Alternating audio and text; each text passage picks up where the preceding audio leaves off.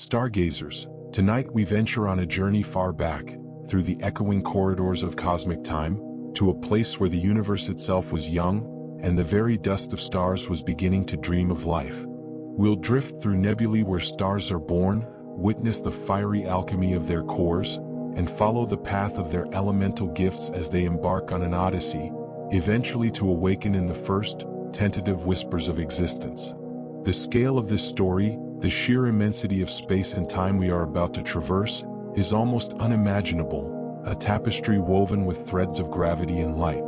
So, before you settle into your cosmic voyage, take a moment to like this transmission and subscribe to our Star channel, but only if you genuinely find peace in these journeys. We'd love to know, what stars can you see tonight? Or perhaps, what is your favorite cosmic wonder that fills you with awe? Share it with us, a little beacon from your corner of the universe. Now, dim your cabin lights, perhaps let the gentle hum of your ship's engines or a fan fill the background, and let's drift into tonight's cosmic expanse together. You find yourself suspended in an immense, profound darkness, a darkness that is not empty but pregnant with potential. Before you, stretching for light years in every direction, are colossal clouds, delicate veils of primordial hydrogen and helium, the raw material of creation. These are the great molecular nurseries of the early cosmos. There's a chill here, a deep, pervasive cold that seeps into your imaginary senses, the kind of cold that exists far from the warmth of any sun. The universe is still young, perhaps only a few 100 million years past its violent birth, and the heavy elements we know are scarce, almost non-existent. You drift closer to one of these monumental structures, a tapestry of inky black against a background only faintly illuminated by the diffuse glow of the cosmic microwave background, that ancient echo of the Big Bang. It's not a solid wall, but a slowly swirling, unimaginably vast collection of individual atoms, separated by vast distances, yet bound together by the faintest, most patient of forces, gravity. You witness its subtle work, an invisible hand gently coaxing these diffuse particles, drawing them molecule by molecule towards common centers. It's a process that unfolds over eons, a slow cosmic inhalation. As you watch, you begin to perceive denser clumps forming within the cloud, like shadowy islands in a gaseous sea. These are the protostellar cores, the places where the magic is about to happen. One such region draws your attention. It's beginning to glow, not with light, but with a faint infrared warmth, the first indication of the immense pressures building within. Astronomers theorized that the conditions in these early clouds were unique, allowing for the formation of stars far more massive than most we see today. You feel a gentle pull, the nascent gravity of this forming star, and you allow yourself to drift closer, to observe the heart of this celestial embryo. The cloud is collapsing under its own weight, the hydrogen atoms no longer drifting lazily but now rushing inwards, a cosmic waterfall converging on a single point. The pressure is mounting, the temperature skyrocketing from the near absolute zero of interstellar space to millions of degrees. It's an alchemical furnace, preparing for its first act of creation. The sheer, silent power of this gravitational collapse is a wondrous thing to behold, a fundamental force shaping the destiny of galaxies. And then it happens, a flash. Not an explosion in the conventional sense, but an ignition, a sudden, brilliant blossoming of light where once there was only darkness and infrared heat. Deep within the core, the pressure and temperature have reached the critical point. Hydrogen atoms, squeezed beyond endurance, begin to fuse, their nuclei merging to form helium, releasing a torrent of energy in the process. A star is born. This isn't just any star. It's one of the universe's firstborn, a population 3 star as they are known. Scientists believe these stellar titans were composed almost entirely of hydrogen and helium, behemoths hundreds of times more massive than our own Sunday. Their light is fiercely blue-white, blazing with an intensity that belies their short, dramatic lives. You watch, mesmerized, as this new sun pushes back the surrounding gas and dust with its ferocious stellar winds and searing radiation, carving out a cavity in its natal cloud. It's a beacon in the primordial night, a point of light and warmth in the vast, cold darkness. This is the first step, the forging of new light, the beginning of a chain of events that will lead, improbably, wonderfully, to us. The universe, for so long dark, is beginning to fill with these stellar jewels.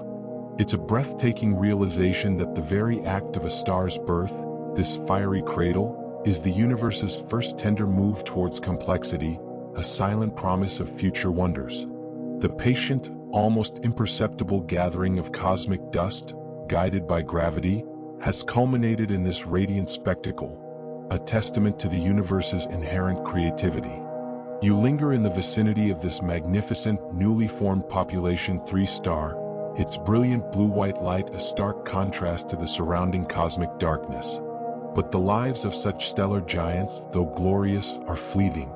Millions of years, a mere blink in cosmic time, pass in your perception as you watch the star burn through its colossal reserves of hydrogen with astonishing speed. Its core, once a pure hydrogen-fusing furnace, has now transformed. The immense pressures and temperatures have pushed beyond simple helium creation. Now helium atoms are fusing into carbon, then oxygen, neon, magnesium, silicon, and eventually iron. Each new element is forged in a concentric shell around the star's heart, like the layers of an impossibly dense onion. This is stellar nucleosynthesis, the universe's primary method for creating the heavier elements essential for planets, and indeed for life as we know it. The star's outward appearance changes too. It swells, becoming a supergiant, its outer layers cooling slightly, reddening, though its luminosity remains immense. You can sense the internal struggle, the titanic battle between gravity trying to crush the star and the outward pressure generated by the furious fusion in its core. For a time, a delicate, albeit violent, equilibrium is maintained. But iron is the end of the line for fusion in stars like this. Fusing iron consumes energy rather than releasing it. The core, now a dense ball of iron, has no further fuel to burn to resist gravity's relentless squeeze. You feel a change, a subtle shift in the star's rhythm, a cosmic tremor. The outward pressure falters. Gravity, patient and inexorable, begins to win. The iron core, no longer supported by fusion, collapses catastrophically. In less than a second, a core the size of a small planet shrinks to the size of a city, its density becoming unimaginable. The infalling outer layers of the star crash onto this incredibly dense, newly formed neutron core, or in some theories for these extremely massive stars, the core collapses directly into a black hole, and then rebound with ferocious energy. This is the trigger.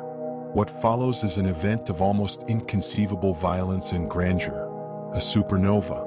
A wave of pure energy, a shockwave of unimaginable power, rips through the star from its core outwards. You witness it as a sudden, blinding flash, brighter than a billion suns, momentarily outshining entire galaxies.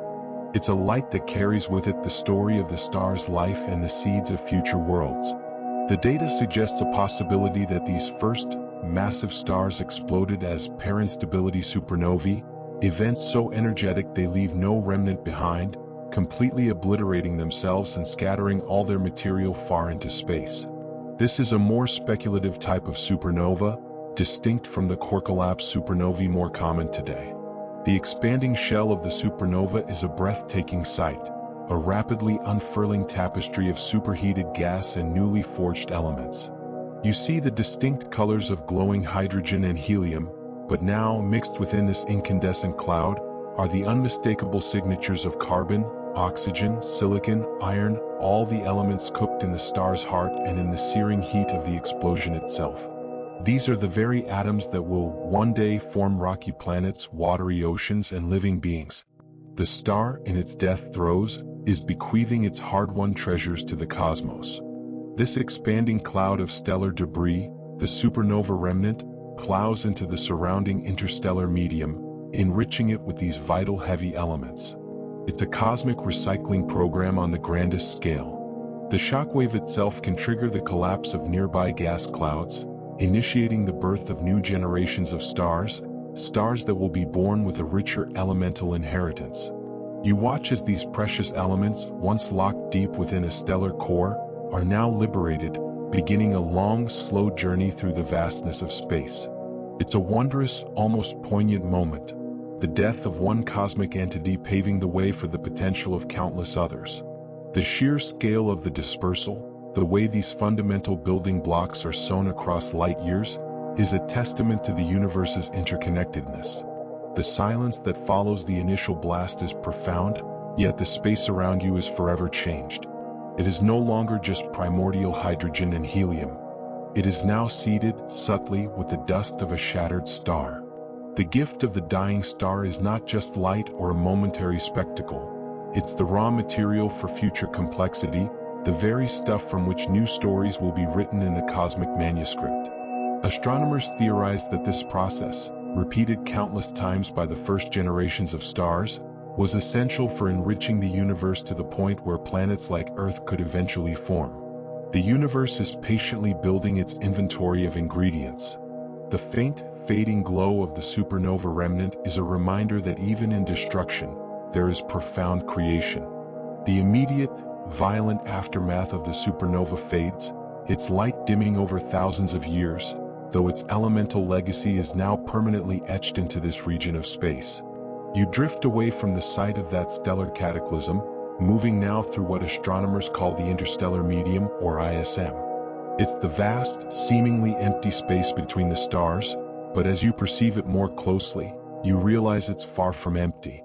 It's a diffuse, incredibly tenuous soup of gas, primarily hydrogen and helium, but now, thanks to supernovae like the one you just witnessed, it's also sprinkled with microscopic particles of dust, silicates, carbon compounds, even tiny flecks of iron. These are the stardust, the very ashes of dead stars, beginning their slow, meandering journey. The scale here is immense. A single dust grain is smaller than the wavelength of visible light, yet collectively these grains can form vast, dark nebulae that obscure the light of stars behind them. You float through regions where the ISM is thin, almost a perfect vacuum by earthly standards, with only a few atoms per cubic centimeter. The temperature is incredibly low, just a few degrees above absolute zero.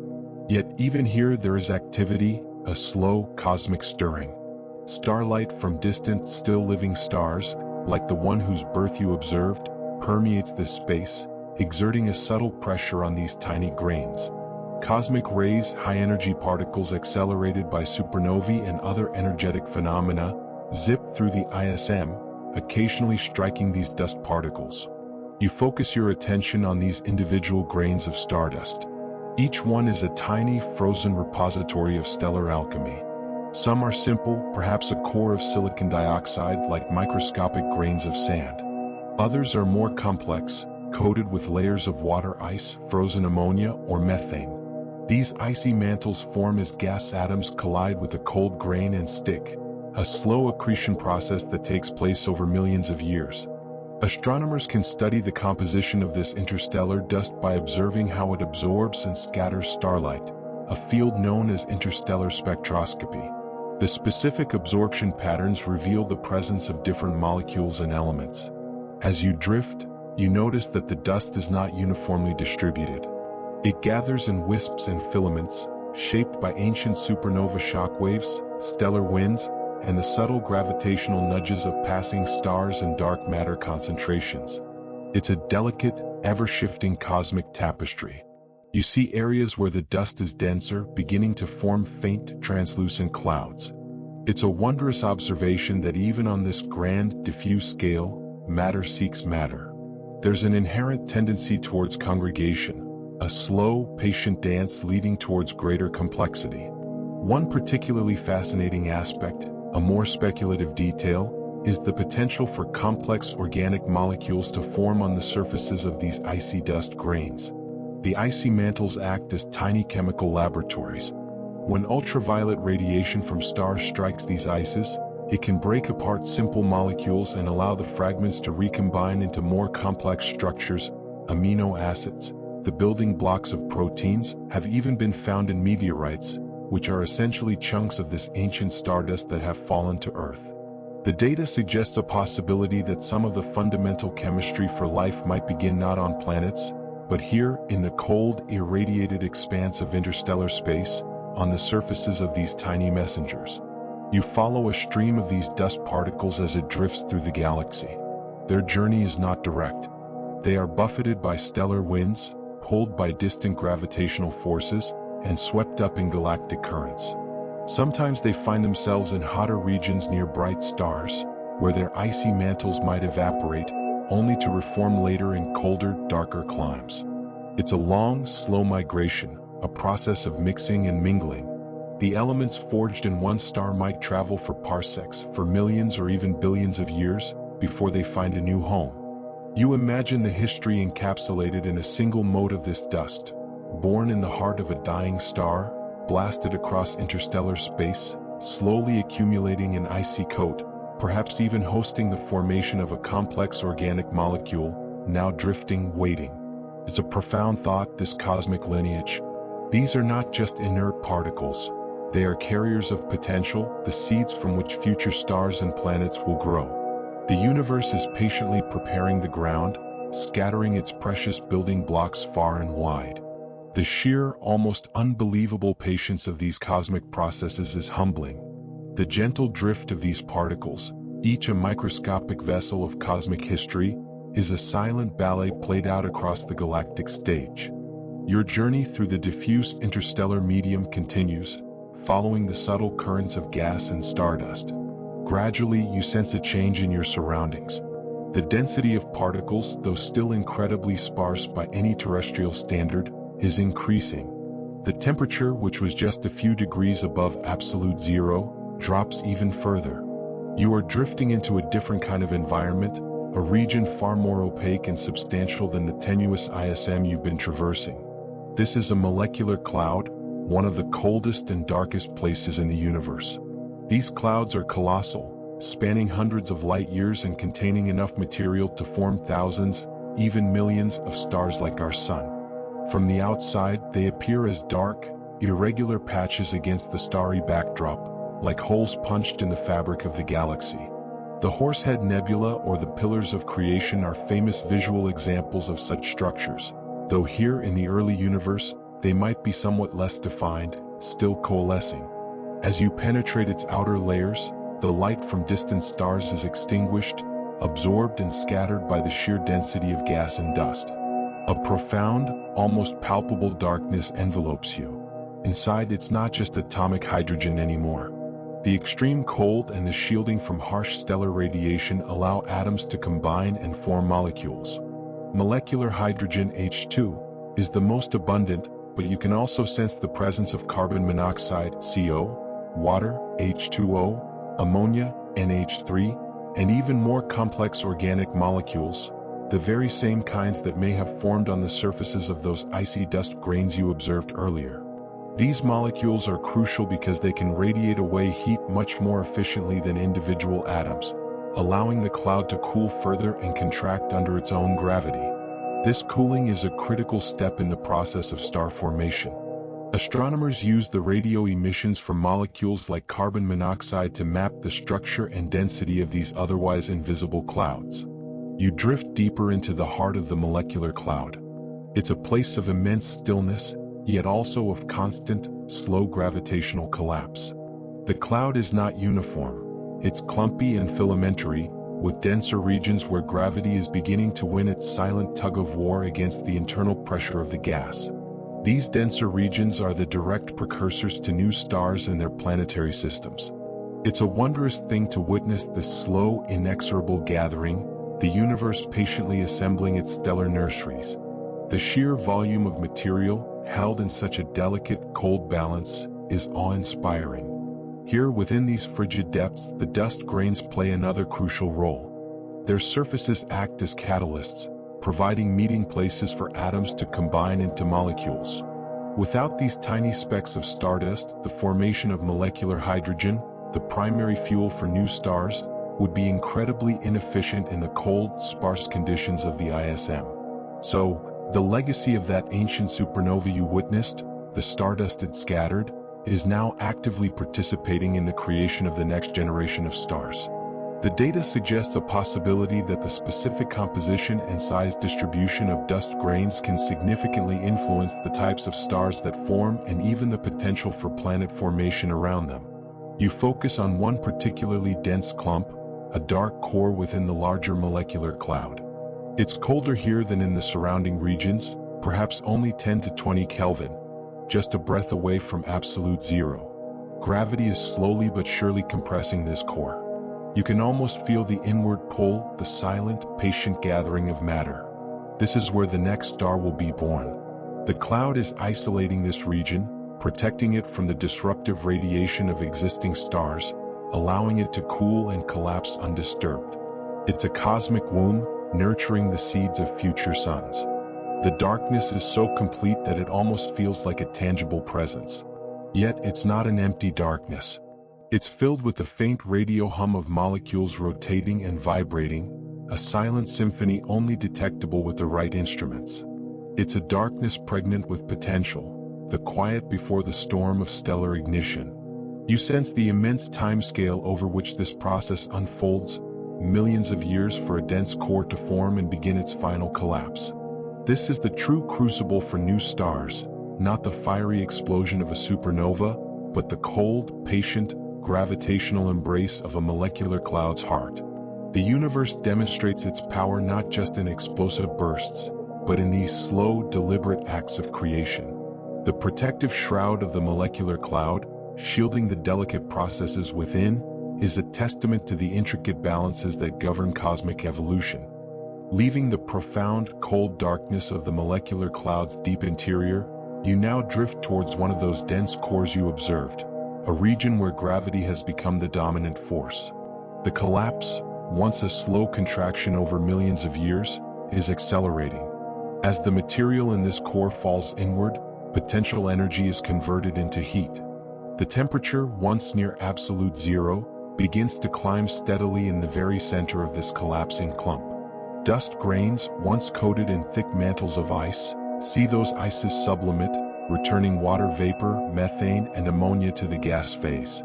A protostar is forming at the heart of this gravitational well. It's not yet a true star, as nuclear fusion has not yet ignited in its core, but it's intensely hot, radiating its accretion energy primarily in the infrared spectrum. It's shrouded in a thick, opaque cocoon of infalling gas and dust, making it invisible in ordinary light from the outside. But from your privileged vantage point, you can sense its presence, a growing inferno hidden within the veil. As the protostar grows in mass, it also begins to spin faster, a consequence of the conservation of angular momentum, just like a spinning ice skater pulling in their arms. The infalling material, which carried its own slight, random motions from the parent molecular cloud, doesn't fall directly onto the protostar. Instead, it forms a vast, flattened, rotating structure around the protostar's equator. This is a protoplanetary disk, a swirling carousel of gas and dust that stretches for billions of miles. This is an established astronomical phenomenon, observed around many young stars thanks to powerful telescopes like ALMA and Hubble. You position yourself to observe this nascent solar system in profile. The young, still-forming star at the center is a blaze of activity, but the disk itself is a place of incredible beauty and complexity. It's not uniform. The inner regions, closer to the hot protostar, are dominated by refractory materials. Dust grains made of silicates and metals, the only substances that can withstand the intense heat.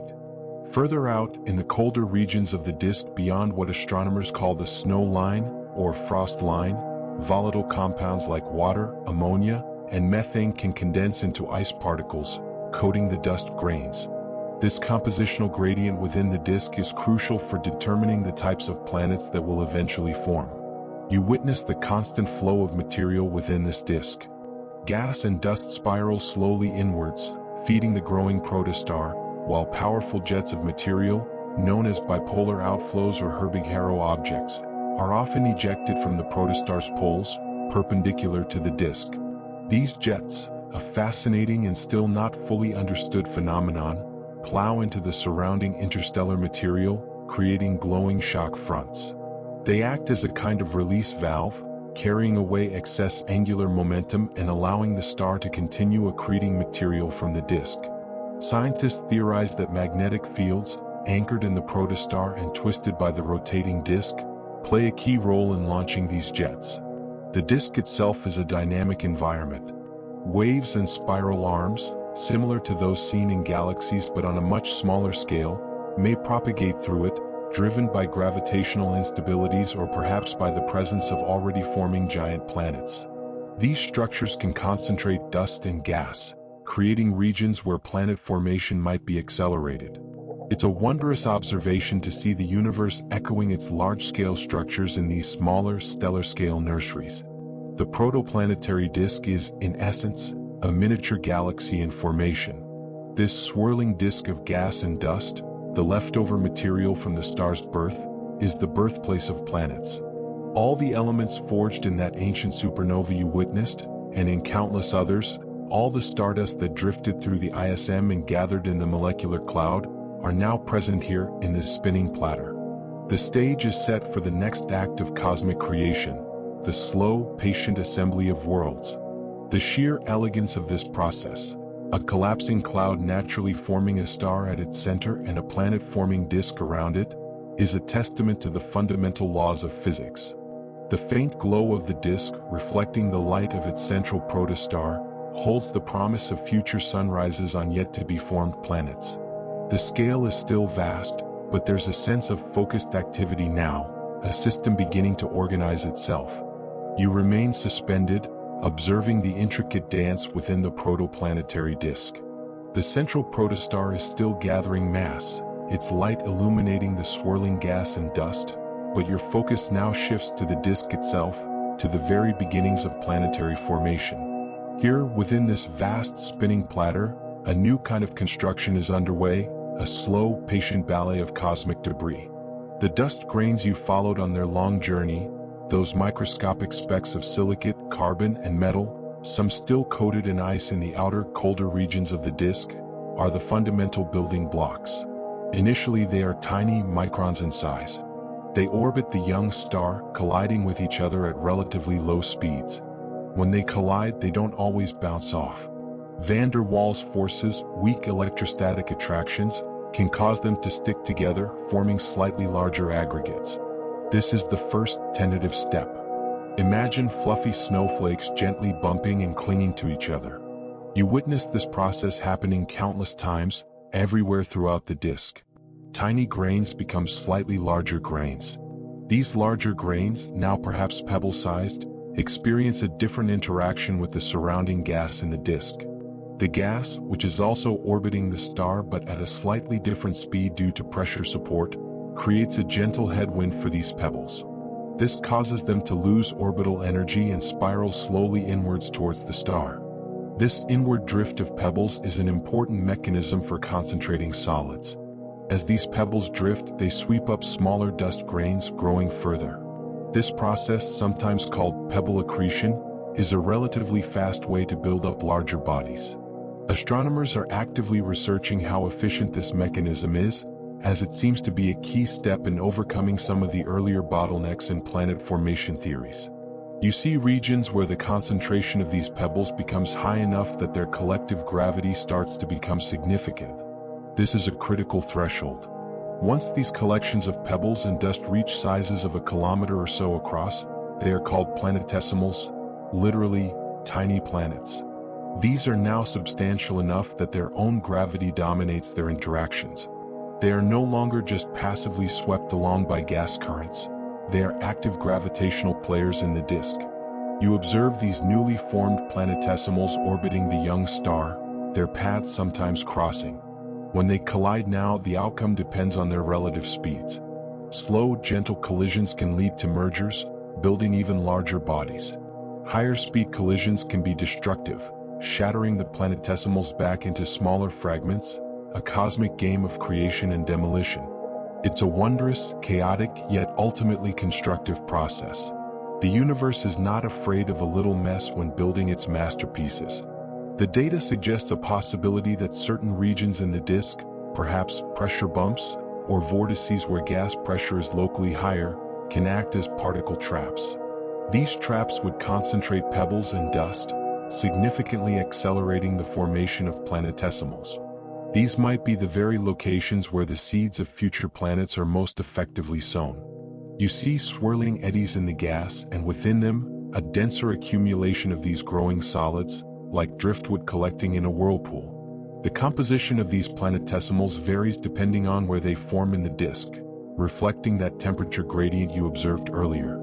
In the hot inner regions, closer to the protostar, they are rocky and metallic, composed of materials like silicates and iron that can withstand the high temperatures. These will become the building blocks of terrestrial planets. Further out, beyond the snow line where it's cold enough for ices to persist, the planetesimals are a mixture of rock, metal, and abundant ices: water ice, ammonia ice, methane ice.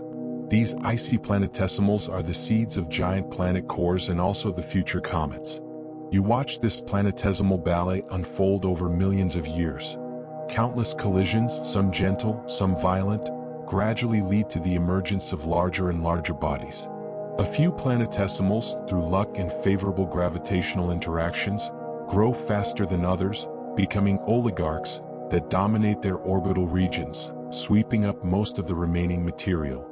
The disk is slowly clearing, its dust and gas being incorporated into these growing planetary embryos. The silent, patient dance of dust has given way to a more dynamic, gravitational choreography. The delicate balance of sticking forces, gas drag, and gravity is sculpting the raw material of the disk into the first recognizable precursors of planets.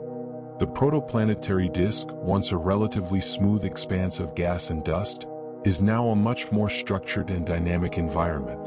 The planetesimal ballet you witnessed has led to the emergence of larger bodies, planetary embryos, protoplanets, some now hundreds or even thousands of kilometers in diameter. Your attention is drawn inwards, towards the region closer to the young, maturing star, where the rocky, metallic planetesimals have been coalescing. Here, in this hotter zone, a new world is taking shape, but its birth is a violent, fiery affair. You approach this nascent terrestrial planet. It's a far cry from any tranquil, habitable world. Its surface is a hellish landscape, a molten or semi-molten ocean of magma, constantly churned by the relentless rain of infalling debris. The last stages of planetary accretion, often called the giant impact phase, are incredibly energetic. Large planetesimals and even other protoplanets, their orbits destabilized by gravitational interactions, are crashing into this growing world, releasing colossal amounts of energy upon impact. Each collision melts vast swathes of the surface, sending up plumes of vaporized rock and creating temporary atmospheres thick with incandescent silicates. An established astronomical fact is that our own moon is thought to have formed from such a giant impact, when a Mars-sized protoplanet collided with the early Earth. You observe one such cataclysmic event. A body perhaps a tenth the mass of the growing planet, on a collision course, strikes at an oblique angle. The impact is unimaginably violent, a slow-motion splash of molten rock and superheated vapor erupting into space, some of it escaping the planet's gravity entirely, some falling back to rain down as molten droplets, and some potentially coalescing to form a moon. The planet rings like a struck bell, its rotation perhaps altered, its axis tilted by the sheer force of the collision. The energy released is so immense that the surface temperature spikes, glowing brightly even from your distant vantage point. This young world is still differentiating. The heavier elements, primarily iron and nickel, freed from their silicate prisons by the constant melting, are sinking towards the planet's center under the influence of gravity, forming a dense metallic core. Lighter silicate materials float upwards, eventually to form the mantle and crust. This process of differentiation is crucial for the future evolution of the planet, influencing its magnetic field, its volcanic activity, and the composition of its atmosphere. It's a wondrous thing to realize that this sorting of materials, driven by simple density differences, sets the stage for planetary geology.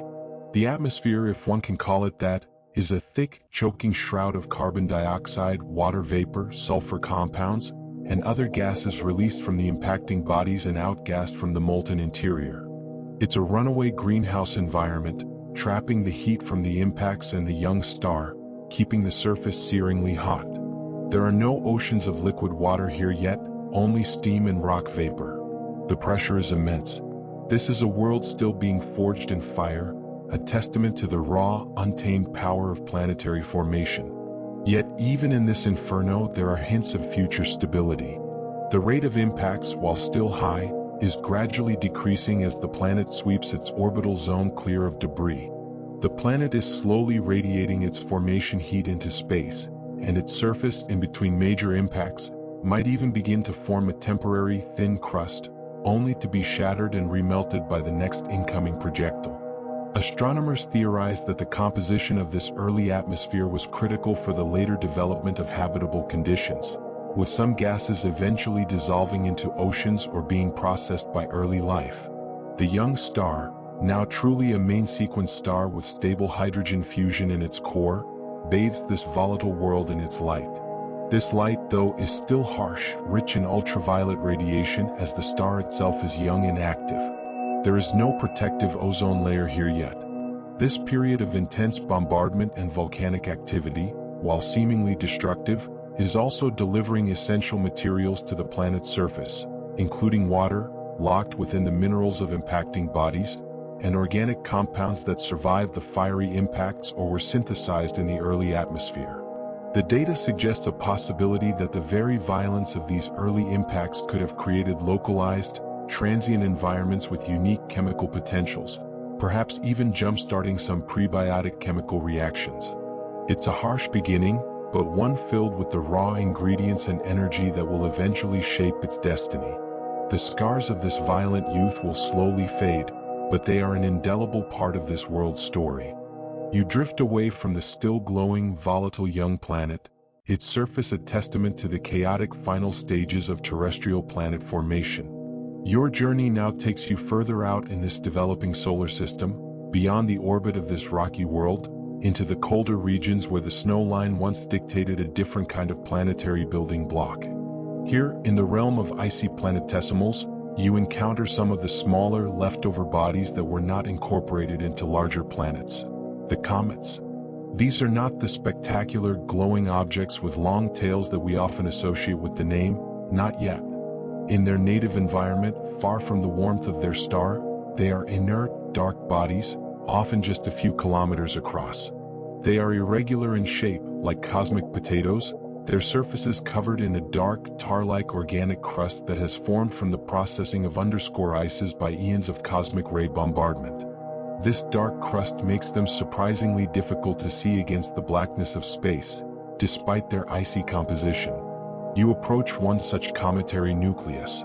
It's a primordial relic, a frozen time capsule from the very earliest days of this solar system's formation. Comets are essentially aggregates of dust, the same stardust you've been tracking, enriched with silicates and metals, and ices, primarily water ice but also frozen carbon dioxide, dry ice, carbon monoxide, methane, and ammonia. These are the very volatiles that were abundant in the outer protoplanetary disk. An established astronomical fact is that the study of comets, through space missions like Rosetta and Stardust, has provided invaluable information about the conditions and composition of the early solar system. Their pristine nature makes them direct witnesses to the ingredients available when planets were forming. You sense the extreme cold of this object. Its surface temperature is far below freezing, preserving its volatile ices in a deep freeze for billions of years. There is virtually no atmosphere, just the hard vacuum of space. Yet even here, subtle changes can occur. The faint, distant light of the young star, even at this great distance, can cause the most volatile ices like carbon monoxide to sublimate very slowly from the surface, creating an incredibly tenuous exosphere, a whisper of gas around the nucleus. Now, you witness a gravitational nudge. Perhaps a passing giant planet, still settling into its final orbit, or the cumulative gentle tugs from other stars in the galactic neighborhood, subtly perturbs the orbit of this particular comet. Its long, stable path, far from the star, begins to change. It's deflected inwards, its trajectory now set to carry it on a long, elliptical journey towards the inner solar system, towards that young, fiery planet you recently observed. As the comet travels closer to the star, the intensity of the solar radiation increases. The dark surface begins to warm. When it crosses the snow line, the water ice, which makes up the bulk of its composition, starts to sublimate vigorously. Jets of gas and dust erupt from active regions on its surface, like miniature geysers. These jets form a vast, glowing cloud around the nucleus called the coma. The solar wind and radiation pressure then sweep this material away from the sun, forming the characteristic cometary tails, a brighter dust tail, often curved, and a fainter ion tail, pushed straight back by the solar wind. It's a wondrous transformation from a dark, inert snowball into a radiant celestial messenger. Your focus returns to that young rocky planet you left behind. It's still hot, its surface largely molten, but the most intense phase of giant impacts is beginning to wane. The rain of large planetesimals is becoming less frequent. Now, comets like the one you are following, and also water-rich asteroids deflected from the outer asteroid belt, begin to arrive.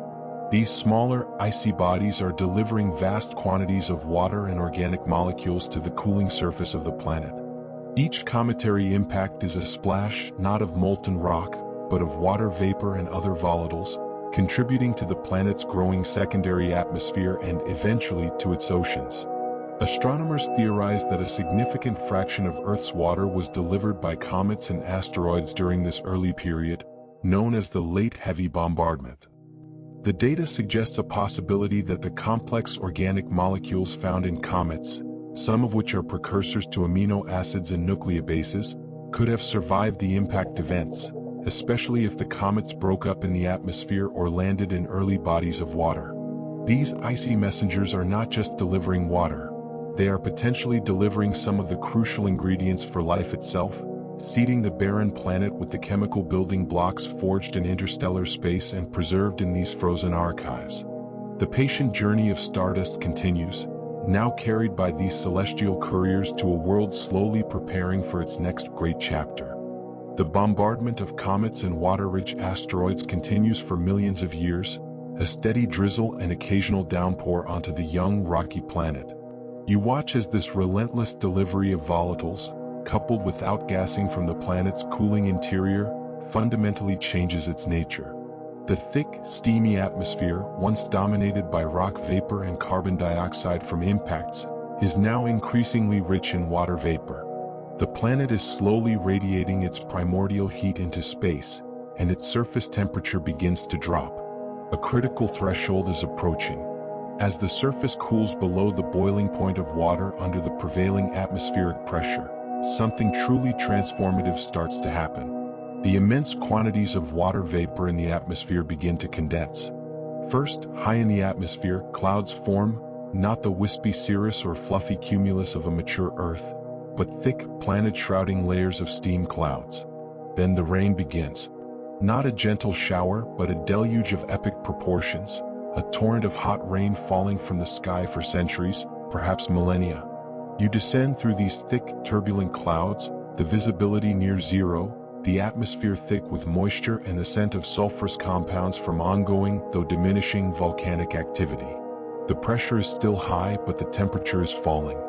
Finally, you emerge below the cloud deck to witness a landscape being reshaped by water. The hot rain falls onto the still warm crust, hissing and steaming, carving channels, and collecting in the lowest lying areas, the vast impact basins left by earlier collisions, the rift valleys, the depressions between volcanic ranges. Slowly, steadily, the first shallow seas begin to form.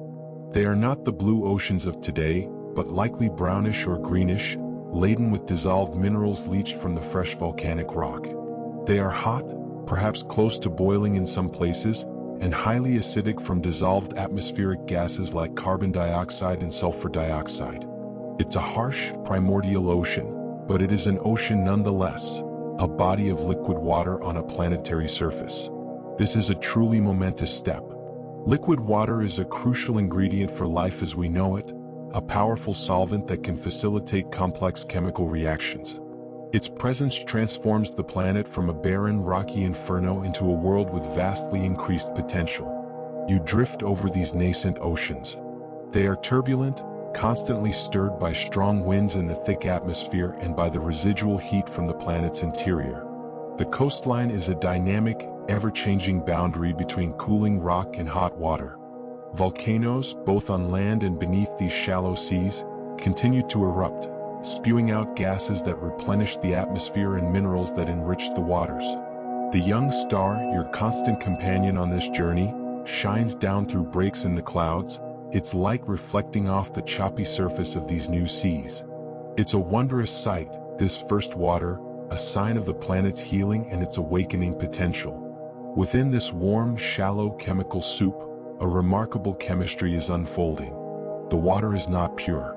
It contains dissolved salts, minerals from the crust, and significantly organic molecules delivered by comets and asteroids, as well as those potentially synthesized in the early atmosphere by lightning or ultraviolet radiation. Remember those complex organic molecules formed on icy dust grains in interstellar space, and then preserved within comets?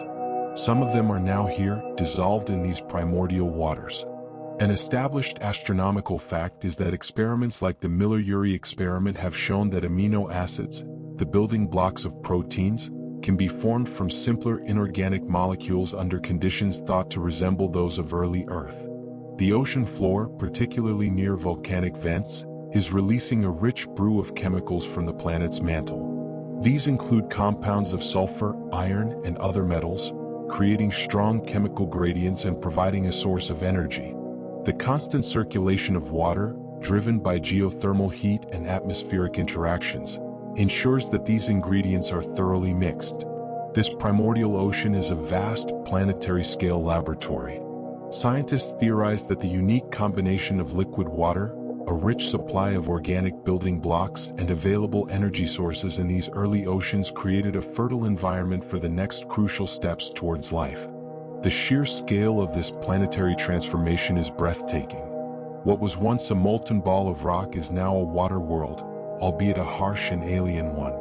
The atmosphere is still thick and unbreathable by human standards, the ultraviolet radiation from the young star intense, but the presence of liquid water has opened up a universe of chemical possibilities. The data suggests a possibility that these early oceans may have been periodically vaporized by very large, late-arriving impactors, only to recondense, a cycle of destruction and renewal that might have further influenced the chemical evolution occurring within them. The patient work of the cosmos continues, no longer just shaping stars and planets, but now stirring the very elixir of life. Your journey continues, drawing you from the turbulent, mineral-rich surfaces of the primordial oceans down into their depths. The light from the young star, already filtered by the thick, cloudy atmosphere, fades rapidly as you descend. Soon you are in a realm of near-total darkness, the only illumination perhaps the faint, eerie glow from still-hot volcanic rocks or the occasional flash of hydrothermal activity.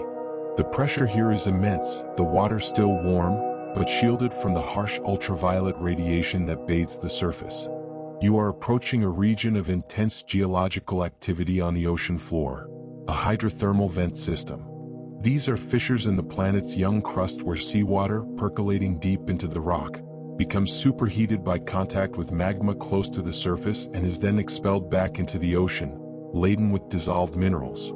You see towering chimney-like structures, known as black smokers or white smokers depending on their chemical composition, spewing plumes of dark, particle-rich or light-colored, mineral-rich water into the surrounding ocean. These structures are built up over time as minerals precipitate out of the hot vent fluid when it meets the cold ocean water. The water erupting from these vents is incredibly hot, hundreds of degrees Celsius, but it doesn't boil due to the immense pressure at these depths. It's a potent chemical brew, rich in dissolved gases like hydrogen sulfide, methane, ammonia, and hydrogen, as well as metals such as iron, manganese, zinc, and copper. These chemicals are leached from the hot rocks through which the water has circulated. This creates a stark chemical disequilibrium between the vent fluid and the surrounding ocean water, providing a powerful source of chemical energy. This is a key established astronomical, or rather astrobiological and geological, fact. Hydrothermal vents support unique ecosystems on Earth today, entirely independent of sunlight, fueled by chemosynthesis. You drift closer to one of these active vent chimneys. The mineral-laden water shimmers as it mixes with the colder ambient seawater. The surfaces of these chimneys and the porous rock formations around them are complex and intricate, full of tiny pores, crevices, and mineral gradients. These microenvironments offer a fantastic array of chemical possibilities. Within these protected niches, The dissolved organic molecules delivered by comets and those formed in situ can become concentrated. The mineral surfaces themselves can act as catalysts, facilitating chemical reactions, much like the surfaces of interstellar dust grains did, but now in a warm, aqueous environment. It's a wondrous observation, this deep-sea alchemy. Here, far from the destructive UV radiation at the surface, and with a constant supply of energy and raw materials from the planet's interior, the conditions seem remarkably conducive for the complexification of organic chemistry. Scientists theorize that hydrothermal vents on early Earth were prime candidates for the origin of life. The sustained energy gradients, the presence of catalytic minerals, and the protection from harsh surface conditions make them compelling environments. One particularly intriguing idea, a more speculative detail, is the concept of alkaline hydrothermal vents. Unlike the very hot, acidic black smokers, these vents are cooler, release alkaline fluids, and are thought to produce fluids rich in hydrogen gas and methane through a process called serpentinization, where seawater reacts with mantle rocks. These conditions could create natural proton gradients across thin mineral membranes within the vent structures, similar to the way living cells generate energy. The data suggests a possibility that these natural electrochemical gradients could have driven the synthesis of complex organic molecules and even the first self-replicating systems. You imagine the countless microscopic compartments within the porous vent structures, each one a tiny chemical reactor with slightly different conditions, concentrations of reactants, and catalytic surfaces. Some reactions might lead to dead ends, others might produce more complex molecules, perhaps longer chains of amino acids, or rudimentary fatty acids that could form oily films. The sheer variety of potential chemical pathways being explored simultaneously in such an environment is staggering. The darkness here is profound, yet it's a darkness teeming with energy and chemical activity. It's a sanctuary, a hidden cradle where the delicate processes of prebiotic chemistry can unfold, sheltered from the still harsh surface of the young planet. Remember the surface, scarred by impacts and bathed in UV? Down here the story is different. It's a constant, geothermally driven process, a slow cooking of the planet's chemical soup in these natural submarine laboratories. The relentless churn of plate tectonics, even in its early stages, ensures that these vent systems are widespread across the ocean floors, offering myriad opportunities for life's first whispers to emerge. The patient creativity of the cosmos is now focused on these deep, dark, energy-rich oases.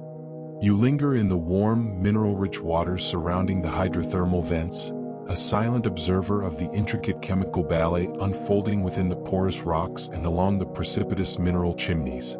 Millions of years may be passing in your perception, compressed into moments of intense focus. The planet above is still young, its ocean still a primordial soup, but here, in these sheltered, energy-rich oases, something extraordinary is on the verge of happening. The building blocks are all present: amino acids, nucleotides, the components of RNA and DNA, sugars and fatty acids, delivered by comets and asteroids, synthesized in the early atmosphere, or formed in situ by vent chemistry. They are dissolved in the water, concentrated in pores, and interacting on catalytic mineral surfaces. You witnessed countless combinations and recombinations. Short chains of amino acids form simple peptides.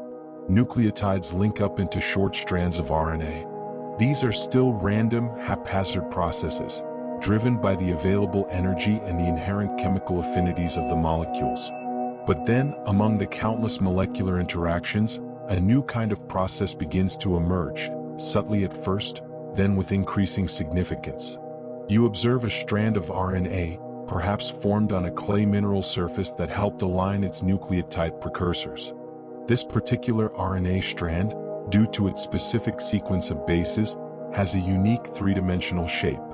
And this shape gives it a rudimentary catalytic property. It can weakly promote the joining of other nucleotides to form copies of itself, or perhaps copies of other RNA strands. This is the concept of the RNA world, a leading hypothesis for an early stage in the origin of life, where RNA molecules served as both carriers of genetic information, like DNA does today, and as catalytic enzymes, like proteins do today. This is an established scientific hypothesis, well supported by experimental evidence showing RNA's catalytic capabilities, ribozymes. It's a fragile beginning. The copying process is inefficient, prone to errors. Many of these early self-replicating RNA molecules are short-lived, breaking down quickly in the harsh chemical environment. But occasionally, an error in replication leads to a new RNA sequence that is slightly more stable or a slightly better catalyst. This molecule then has a tiny advantage. It might make more copies of itself before degrading. This is the dawn of molecular evolution, natural selection acting not on organisms, but on individual molecules. It's a wondrous, almost unbelievable threshold. Chemistry beginning to touch upon the principles of life. You focus on a tiny, protected crevice within event structure. Here, a small pool of these self-replicating RNA molecules has become concentrated. They are competing for nucleotide building blocks, which are constantly supplied by the vent fluids. Some RNA strands are better at sequestering these resources or at catalyzing their own replication. Gradually, through countless cycles of replication and selection, more complex and efficient RNA systems begin to emerge. Perhaps some RNA molecules evolve to catalyze the formation of simple peptides, which in turn might help stabilize the RNA or improve its replication. A synergistic relationship begins to form between these different types of molecules. The data suggests a possibility that certain mineral surfaces, like iron sulfide or nickel compounds abundant in vent environments, could have played a crucial role in concentrating these early biomolecules and providing scaffolding for their assembly. These minerals might have also provided the electrons needed for early metabolic reactions, acting as primitive catalysts before sophisticated protein enzymes evolved. This is an area of active research, exploring how geochemistry could have directly supported the emergence of biochemistry. This is the first spark, the first whisper of life. It's not a cell, not yet. It's a collection of molecules that has crossed a crucial boundary from merely reacting with its environment to actively propagating its own complex structure and information. The sheer improbability of this event, when viewed as a single occurrence, is immense.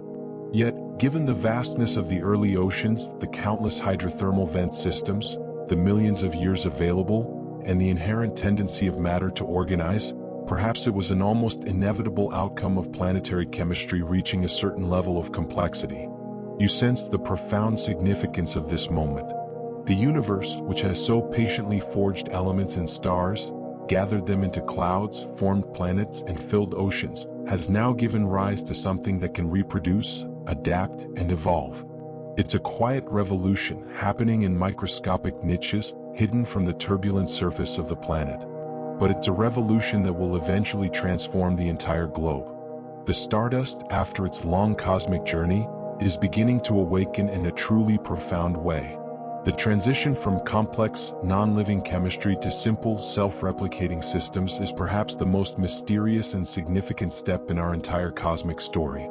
The emergence of self-replicating RNA molecules, those first flickers of molecular evolution you witnessed within the protected niches of hydrothermal vents, is a monumental step. But these naked replicators are still incredibly vulnerable. They are at the mercy of the surrounding chemical environment, their precious informational and catalytic structures constantly threatened by dilution, by destructive chemicals, or by being washed away from the favorable conditions of the vent.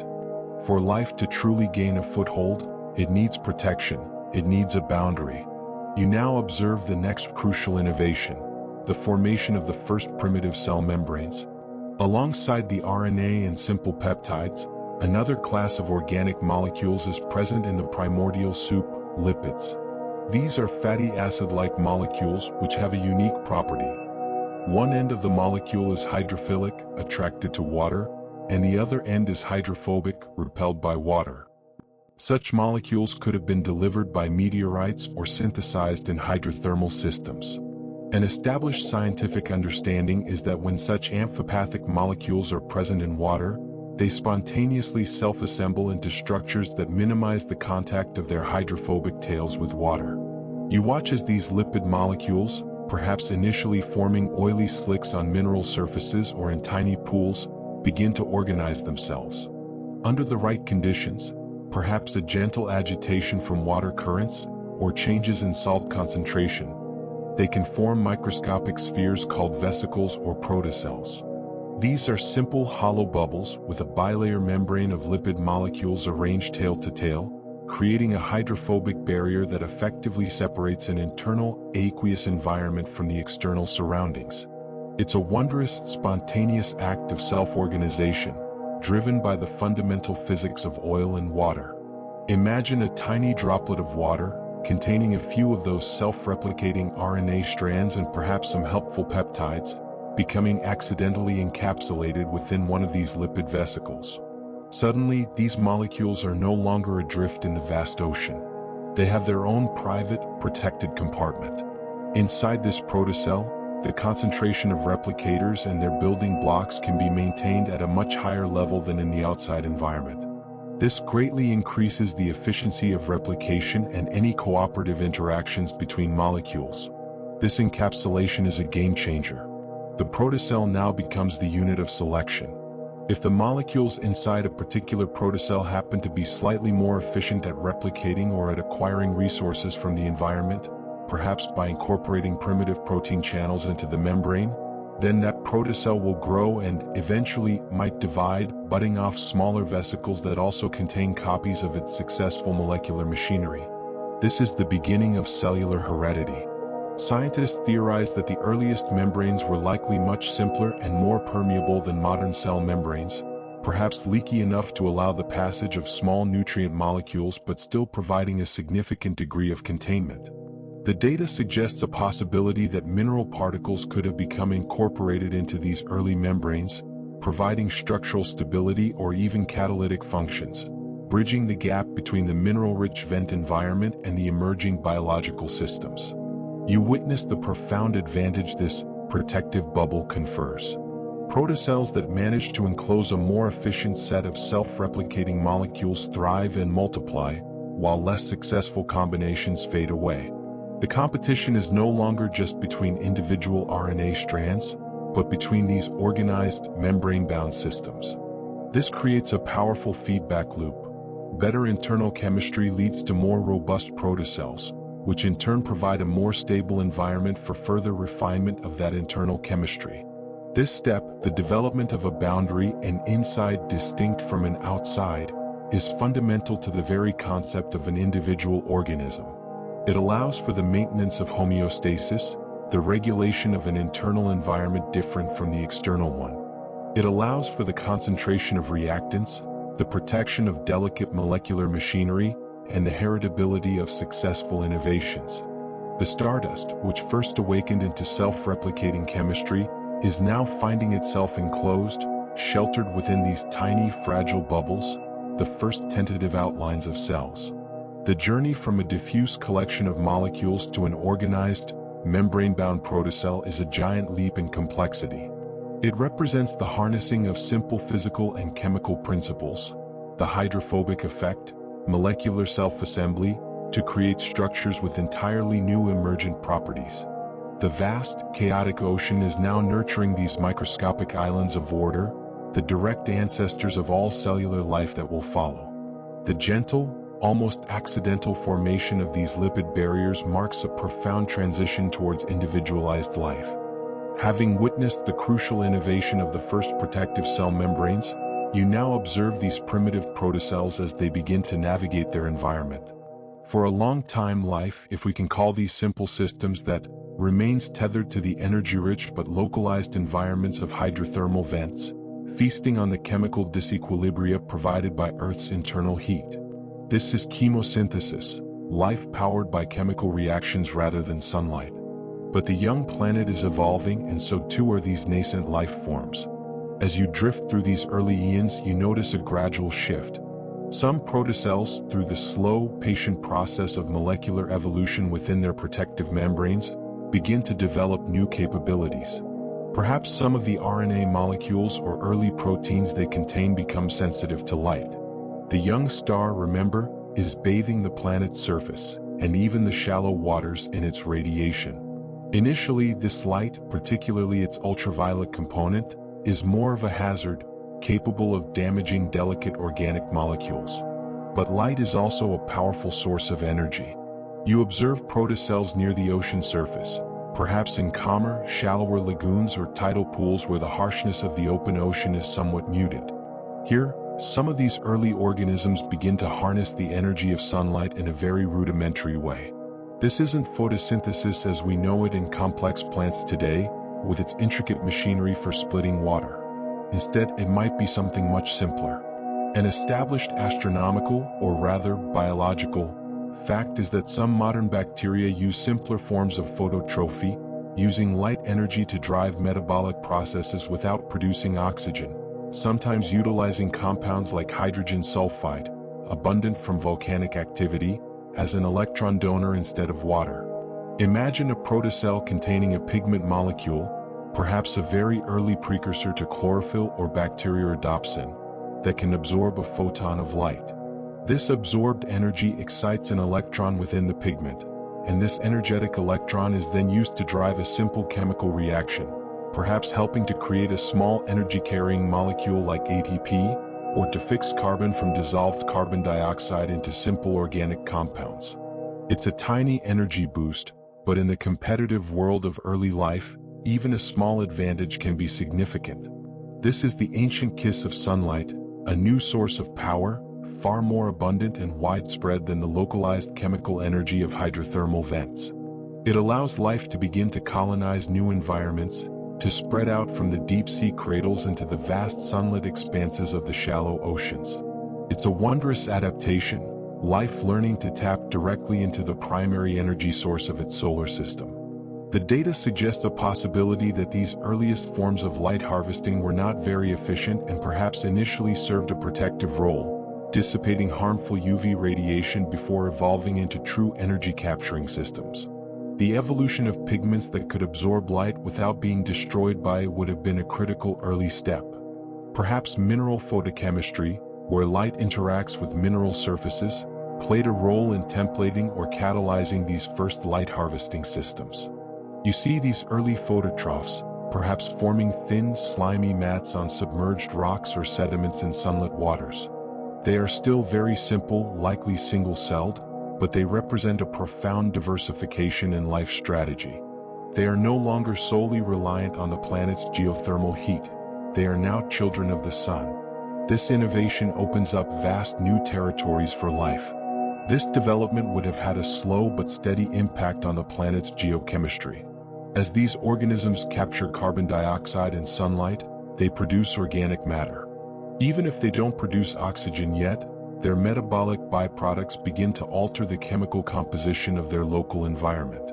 The success of these early sunbathers paves the way for more complex forms of photosynthesis that would eventually, much later in the planet's history, lead to the oxygenation of the atmosphere, a change that would fundamentally reshape the planet and the course of evolution.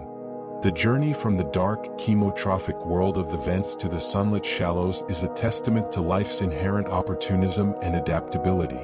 The Stardust, having awakened into self-replicating chemistry and then encased itself in membranes, is now learning to feed directly on starlight.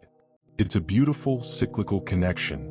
The energy forged in the heart of a star, traveling across space as light, is now being captured and utilized by life that itself is made from the ashes of ancient stars. The first faint green or purple hues of primitive photosynthetic pigments in the shallow waters mark a new dawn for life on this planet. The advent of even rudimentary light harvesting by those early protocells marks a significant expansion of life's reach. No longer solely confined to the deep, dark sanctuaries of hydrothermal vents, life begins to explore the sunlit upper layers of the primordial oceans.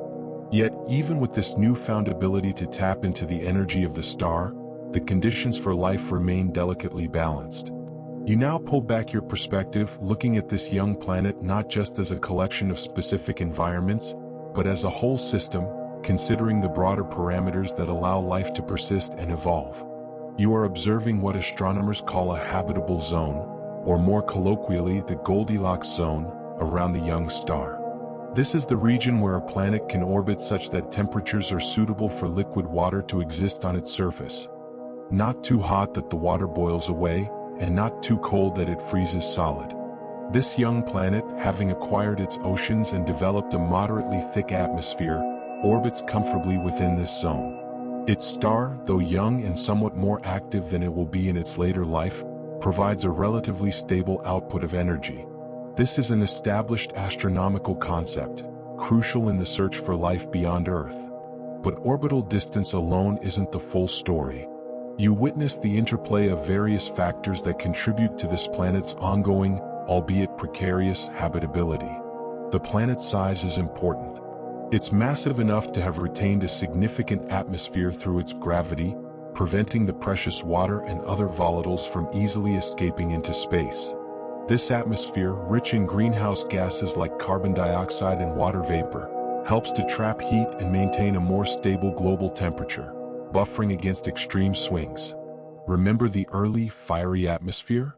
While it has thinned and cooled considerably, its insulating properties are now vital. The presence of a global magnetic field, generated by the motion of molten iron in the planet's core, a result of that differentiation process you observed earlier, plays a critical, though often invisible, protective role. This magnetic field deflects the charged particles of the solar wind, preventing them from stripping away the atmosphere over geological timescales.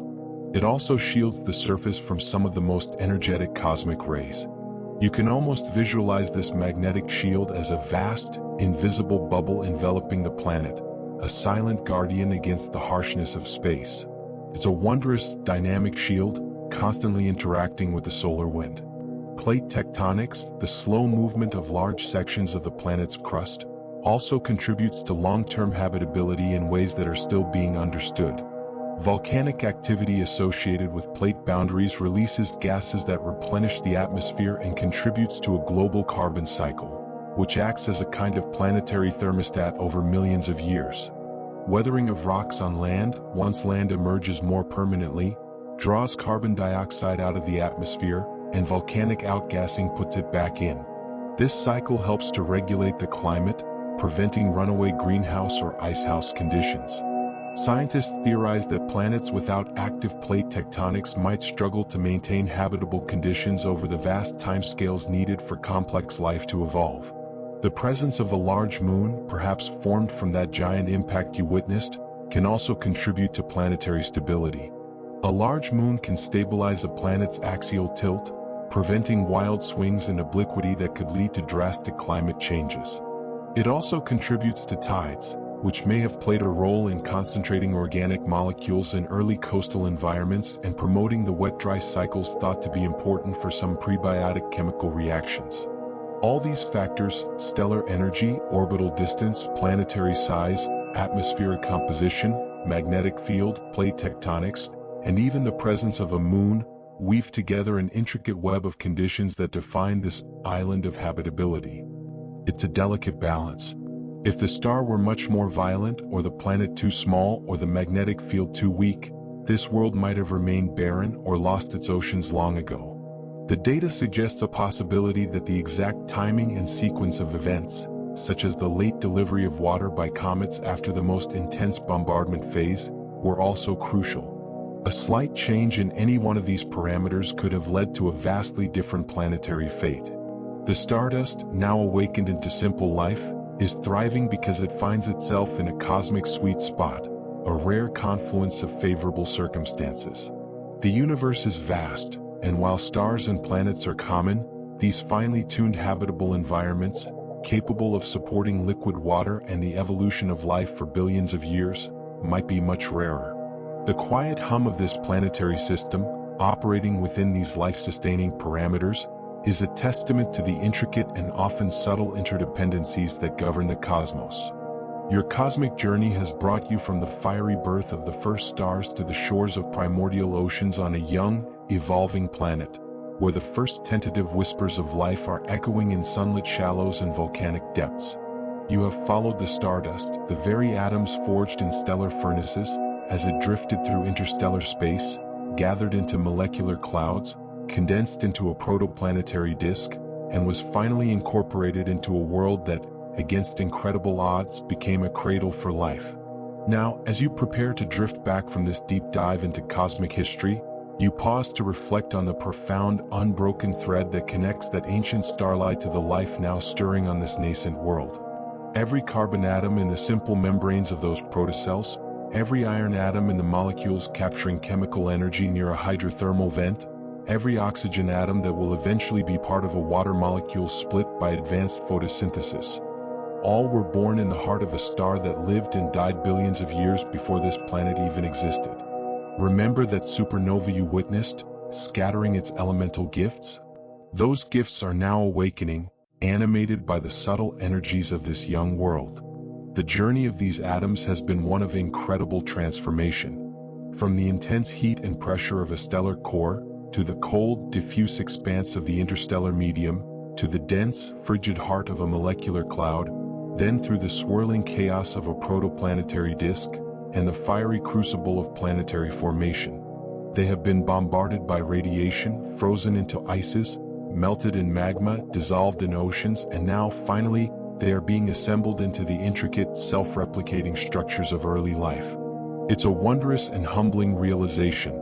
Life is not something separate from the universe, but an emergent property of its ongoing evolution, a complex expression of cosmic chemistry. As you watch these primitive organisms, perhaps simple chains of cells clinging to a rock in a warm, sunlit pool, or clusters thriving near a deep-sea vent, you see more than just a collection of chemicals. You see the universe becoming aware of itself, in a very rudimentary way. These tiny life forms are responding to their environment, utilizing its resources, and passing on their successful strategies to their offspring. The vast, unthinking cosmos has, on this small planetary stage, given rise to something that senses, reacts, and reproduces. This is an established scientific perspective. Life is a natural process that arises from specific physical and chemical conditions. Consider the sheer, almost unimaginable patience of the universe. The eons spent cooking elements in stars, the millions of years for molecular clouds to collapse, the slow accretion of planets, the gradual cooling and formation of oceans, all leading to this moment, this tender emergence of life's first whispers.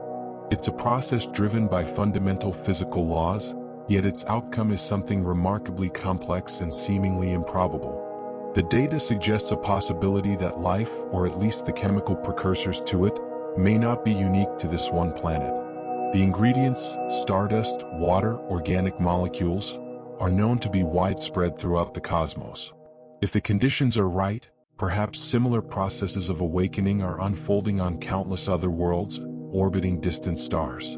This planet, then, is just one example of a cosmic phenomenon, a place where the universe's inherent creativity has found fertile ground. The search for biosignatures on exoplanets is driven by this very idea.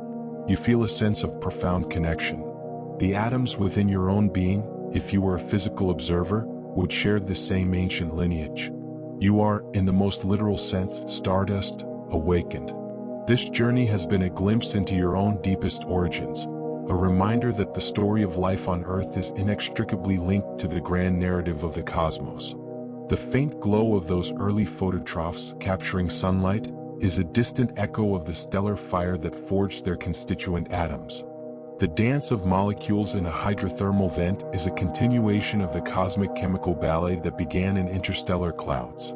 The stardust has not just settled, it has organized, replicated, and begun to perceive. This profound continuity, from starbirth to the first stirrings of life, is perhaps the most wondrous observation of all. The vastness of space, once a canvas of exploding stars and drifting dust, has now cradled the genesis of something truly remarkable.